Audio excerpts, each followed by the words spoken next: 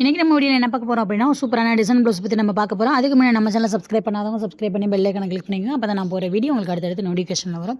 இப்போ வந்து 3 இன்ச்சு அகலம் எடுத்துட்டு, உயரம் வந்து பார்த்தீங்கன்னா 10 இன்ச்சு எடுத்திருக்கேன். எடுத்துட்டு அந்த இடத்துல வந்து நம்ம பாக்ஸ் போட்டுக்கிறணும். பாக்ஸ் போட்டுட்டு ஒவ்வொரு வளைவுக்கும் பார்த்தீங்க அப்படின்னா 2 இன்ச்சு கேப் விட்டுட்டு இந்த மாரி வந்து குறிச்சுக்கோங்க. ஏன்னா குறிச்சுட்டு நீங்க அந்த வளைவு வரைஞ்சா தான் அந்த ஷேப் வந்து உங்களுக்கு ஒரே மாரி வரும்.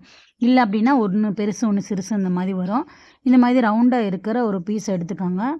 எடுத்துட்டு இதில நீங்க வச்சு வரைஞ்சாலும் சரி, அப்படி இல்ல அப்படின்னா நீங்க நார்மலா வரையிற மாதிரி இருந்தா கூட நீங்க வரைஞ்சுக்கலாம். எனக்கு வந்து நான் சும்மா நார்மலாவே நான் வரைஞ்சிருவேன். இந்த 2 இன்ச்சுக்கு இந்த மாரி நீங்க சும்மா கூட வரைங்க. கரெக்ட்டா தான் வரும்.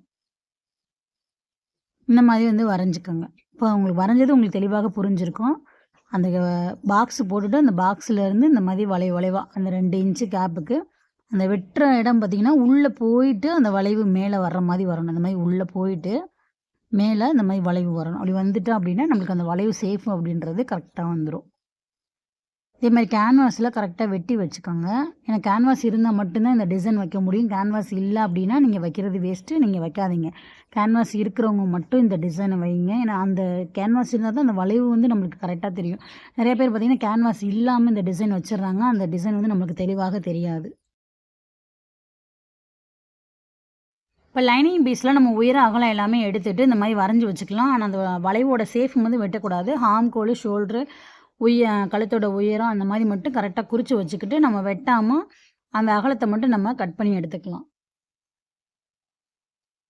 இந்த மாதிரி கழுத்து பகுதியில் அந்த மேலே ஷோல்டர் மட்டும் கட் பண்ணிவிட்டு நம்ம தனியாக எடுத்து வச்சுக்கலாம். இதே மாதிரி வெளி பீஸ்லேயும் நம்ம எவ்வளோ உயரம் அகலம் தேவையோ அந்த மாதிரி வந்து இதை மட்டும் எடுத்து வச்சுக்கோங்க. ஏன்னா வந்து லைனிங் துணி சின்னதாக இருக்கிறதுனால நான் மடக்கி அடிக்கிற இடத்துல வந்து இல்லாமல் இப்போ லைனிங் துணியில மட்டும் கம்மியா வச்சுட்டு, வெளி துணியில கொஞ்சம் பெருசாவே வச்சிருக்கேன்.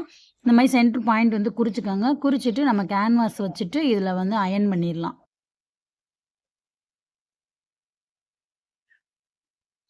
இந்த மாரி ஒரு பின் போட்டுக்கோங்க. பின் போட்டுட்டு இந்த மாரி அயர்ன் பண்ணிட்டீங்க அப்டின்னா, அதில நல்லா சேஃபா வந்து நின்டுக்கிறோம்.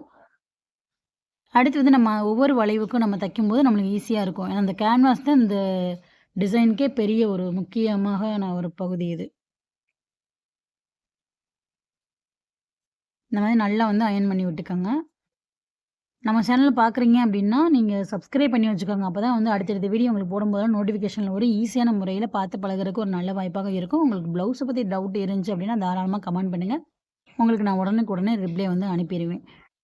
இப்போ வந்து நம்ம கீழ வந்து லைனிங் வச்சிருக்கோம். மேல வந்து பார்த்தீங்க அப்டின்னா, வெளி துணி வச்சிருக்கோம். அதுல கேன்வாஸ நம்ம அயர்ன் பண்ணி வச்சிருக்கோம். இந்த மாரி ப்ராசஸ் கரெக்ட்டா எடுத்து வச்சுக்கிட்டு, எங்கெங்க பின் உங்களால போட முடியுமோ, சேஃப்டி பின்னு கரெக்ட்டா போட்டு வச்சுக்கோங்க. அப்பதான் வந்து தெளிவாக தைக்க முடியும் நம்ம. இல்லாட்டியும் பார்த்தீங்கன்னா, அந்த சென்டர் பாயிண்ட்ல நேரா பார்த்தீங்கன்னா, இந்த மாரி ஒரு தையல் வந்து போட்டுக்கோங்க. இந்த மாரி வந்து சென்டர்ல நம்ம தையல் போட்டோம் அப்டின்னா, இந்த இடத்த விட்டு நமக்கு நழுவாது. அதே மாரி இந்த சைடு நம்ம தைக்கும்போது நம்மளுக்கு அந்த வளைவு சேஃப்ன்றது கரெக்ட்டா வரும். அந்த வளைவு சேஃப் தைக்கும்போது, ஒவ்வொரு வளைவுக்கும் ஊசிய நிப்பாட்டி பொறுமையா வந்து தைக்கணும். ஏன்னா, வளைவு சேஃப் வந்து தைக்கிறது ஈஸி கிடையாது. கொஞ்சம் நம்ம கவனமா தைச்சா மட்டும் தான் அந்த சேஃப்ல நம்ம கரெக்ட்டா தைக்க முடியும். அது நம்ம தச்சு பழகிட்டோம் அப்டின்னா, ரொம்ப ரொம்ப ஈஸியா இருக்கும். கேன்வாஸ் தைக்கிறது கொஞ்சம் ஈஸியா தான் இருக்கும்.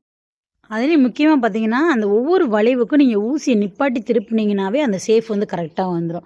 ஊசிய நிப்பாட்டாம அந்த வளைவு சேஃப்‌க்கு அப்படியே நீங்க தச்சுக்கிட்டே போனீங்கன்னா, அந்த சேஃப் வந்து கரெக்ட்டா வராது. ஒவ்வொரு ஸ்டெப்புக்கும் ஊசிய நிப்பாட்டி நீங்க தச்சீங்க அப்படின்னா, கண்டிப்பா வந்து கரெக்ட்டா வரும். அதே மாரி நீங்க தச்சு திருப்பும்போது, அங்கங்க எங்க அந்த வளைவு ஷேப்ல எல்லா ஷேப்லயுமே அந்த வளைவு எங்கெங்க வருதோ, அங்க ஃபுல்லாவே பார்த்தீங்கன்னா, அந்த துணிய லைட்டா கட் பண்ணி விடணும். அந்த தையலுக்கு பக்கத்துல வந்து கட் பண்ணி விட்டா தான், அந்த ஷேப் வந்து கரெக்ட்டா வரும். இப்போ உங்களுக்கு நான் கட் பண்ணி காமிக்கிறேன். தொடர்ந்து வந்து வீடியோ பாருங்க.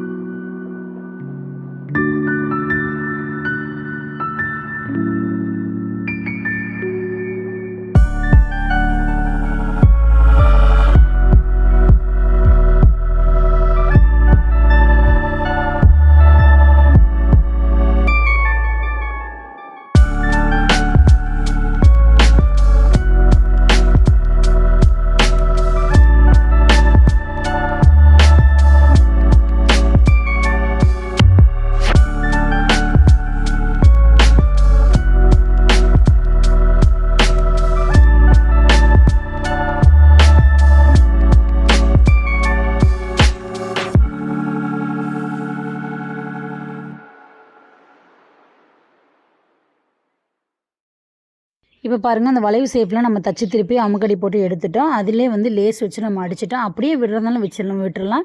உங்களுக்கு லேஸ் வைக்கணும் அப்படின்னா கூட நீங்கள் லேஸ் வச்சுக்கோங்க. ஆனால் நார்மலாக நீங்கள் சும்மாவே தச்சு திருப்பி அந்த ப்ளெயினாக விட்டாலே உங்களுக்கு சூப்பராக தான் இருக்கும். தேவைப்படுறவங்க லேஸ் வச்சுக்கோங்க. இல்லைன்னா நார்மலாக அப்படியே இருக்கட்டும் விட்டுருங்க. இப்போ பாருங்கள் ஒரு சூப்பரான டிசைன் ப்ளவுஸ் வந்து ரெடி ஆயிடுச்சு. இந்த வீடியோ உங்களுக்கு பிடிச்சிருந்துச்சுன்னா லைக் பண்ணுங்கள், ஷேர் பண்ணுங்கள், கமெண்ட் பண்ணுங்கள். மறக்காமல் சப்ஸ்கிரைப் பண்ணுங்கள். அப்போ தான் அடுத்தடுத்த வீடியோ உங்களுக்கு நோட்டிஃபிகேஷனில் வரும். இதேமாதிரி நிறைய வீடியோஸ் பார்க்கணும் அப்படின்னா நம்மளுடைய சேனலுக்கு உள்ளே போனீங்க அப்படின்னா ப்ளேலிஸ்ட் இருக்கும். ஒவ்வொரு ப்ளேலிஸ்ட் இருக்கும். ப்ளவுஸ் கட்டிங் தனியாக இருக்கும், ப்ளவுஸ் டிசைன் ப்ளவுஸுக்கு தனியாக இருக்கும், அதேமாதிரி ஸ்லீவ் டிசைனுக்கு தனியாக இருக்கும். ஒவ்வொரு கேட்டகரிக்கும் தனித்தனி ப்ளேலிஸ்ட் நான் போட்டிருக்கேன். உங்களுக்கு என்ன டவுட் அப்படின்னாலும் அந்த ப்ளேலிஸ்ட்டுக்குள்ளே போய் நீங்கள் செக் பண்ணிங்க அப்படின்னா ஈஸியாகவும் வந்து புரியும். எந்த வீடியோ உங்களுக்கு புரியலையோ புரியாத அந்த வீடியோக்கு கீழே வந்து எனக்கு கமெண்ட் பாக்ஸில் கமெண்ட் பண்ணுங்கள். கண்டிப்பாக உங்களுக்கான ரிப்ளை உடனுக்குடனே வந்துடும். இதில் இப்போ நாட்டு வச்சுட்டு ஒரு சூப்பராக வந்து ரெடி பண்ணிட்டேன். எப்படி இருந்துச்சு அப்படின்றத மறக்காமல் கமெண்ட் பண்ணுங்கள். தேங்க்யூ.